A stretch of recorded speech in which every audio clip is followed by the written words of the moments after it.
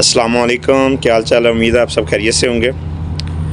हमारी जो पिछली वीडियोज़ हैं और इस वीडियो में काफ़ी ज़्यादा टाइम गैप आ गया कुछ मसरूफियात की वजह से।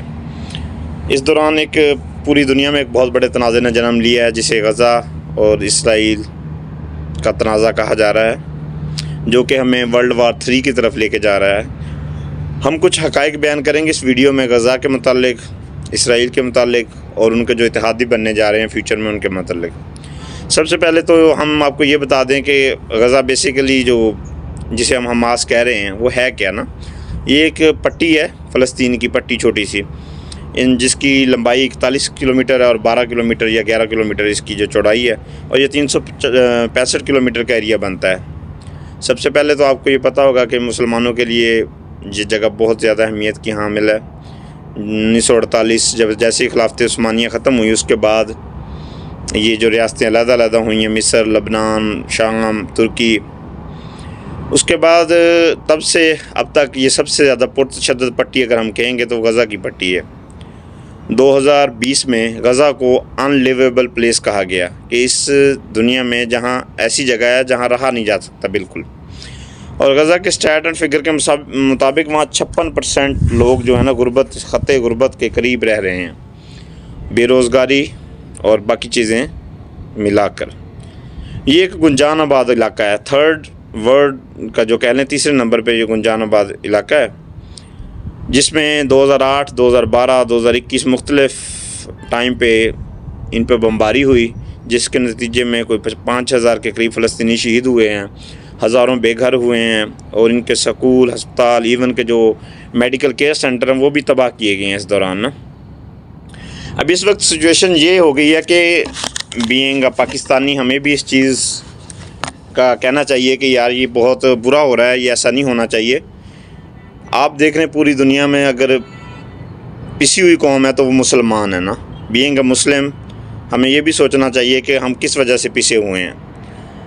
अभी रिसेंटली जो डेवलपमेंट्स हुई हैं मैं उनके बारे में बात करता हूँ, आपको बताऊँगा कि अमेरिका ने बैक किया है इसराइल को और पूरे यूरोप ने भी बैक किया है इसराइल को, और इंडिया तो पहले ही बैक कर रहा था इसराइल को, क्योंकि जो इंडिया की एजेंसी है रा और मसाद वो मिलकर दोनों काम करते हैं, मुख्तलिफ प्रोजेक्ट्स हैं उन्होंने मिल के किए हैं।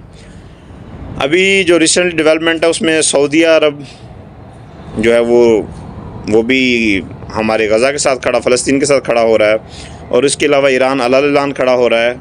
और पाकिस्तान ऑन पब्लिक ओपिनियन तो यही है कि फ़लस्तीन के साथ खड़ा हुआ जाए, लेकिन पाकिस्तान अभी खुल के इस तरह सामने नहीं आए जिस तरह बाकी दूसरे मुस्लिम ममालिक कुछ आए हैं, लबनान है और मिस्र वगैरह। तो मैं एक तो यही कहूँगा कि पाकिस्तान की इकॉनमी है जो वो इस हालत में ही नहीं है कि हम किसी के साथ स्टैंड बाई कर सकें। आप देख लें कि अगर हमारी इकॉनमी नियर अबाउट ये तुर्की के करीब भी होती तो हम इस हालत में होते कि हम अपने भाई फ़लस्तीनियों के साथ खड़े होते। लेकिन ये हमारी कमज़ोरी है बहुत बड़ी ना, ईमान का बिल्कुल लो दर्जा है।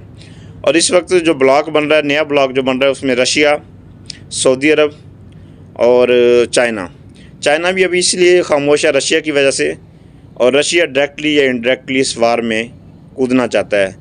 अगर रशिया इस वार में आता है और अमेरिका बैक करता है इसराइल को पूरा फ़ौज के साथ और जंगी हालात के साथ, तो ये वर्ल्ड वॉर 3 की तरफ जाते हुए नज़र आती है सारी सिचुएशन ना। रशिया इस जंग में क्यों कूदना चाहता है, ये सवाल यहाँ जन्म लेता है। रशिया अमेरिका से बदला लेना चाहता है यूक्रेन जंग में, क्योंकि अमेरिका ने और इसराइल ने यूक्रेन का साथ दिया था, तो उस वजह से वो उससे बदला लेना चाहता है। और सऊदी अरब अभी फ़िलहाल उसने काफ़ी जो अपनी ट्रेडिंग है उनके साथ जो इसराइल के साथ थी उसको मनसूख कर दिया है, तो वो भी काफ़ी प्रेशराइज़ कर रहे हैं कि ये जो जंग ख़त्म होनी चाहिए, क्योंकि इसमें बेजा ख़वातीन और बच्चे शहीद हो रहे हैं। फ़लस्तीन के आए दिन आप तस्वीरें वीडियो देखते हैं किस तरह जुल्म व ज़्यादती हो रही है। और अभी सुनने में आया कि वो फास्फोरस वाले बम भी इस्तेमाल कर रहे हैं जो कि अक़वाम मुत्तहिदा के रूल्स के अगेंस्ट है। तो अभी हम दुआ गो हैं कि अल्लाह ताला हमारे हुक्मरानों को भी तौफीक दे कि वो अल-ऐलान फ़लस्तीन के साथ खड़े हों, और हम दुआ गो हैं अल्लाह ताला फ़लस्तीन के मुसलमानों की मदद फरमाए और वो इस मुश्किल की घड़ी में जल्द अज जल्द इस मुश्किल की घड़ी से बाहर निकल आएँ। और इंटरनेशनल मीडिया, सऊदी अरब, रशिया और बाकी जो इस ब्लॉक में मुल्क हैं उनको भी चाहिए कि वो आगे बढ़ कर आएँ और जंग बंदी का ऐलान करवाएँ। और आप सबसे रिक्वेस्ट है कि हमारे चैनल को सब्सक्राइब करें और वीडियो लोगों के साथ शेयर करें। अल्लाह हाफिज़।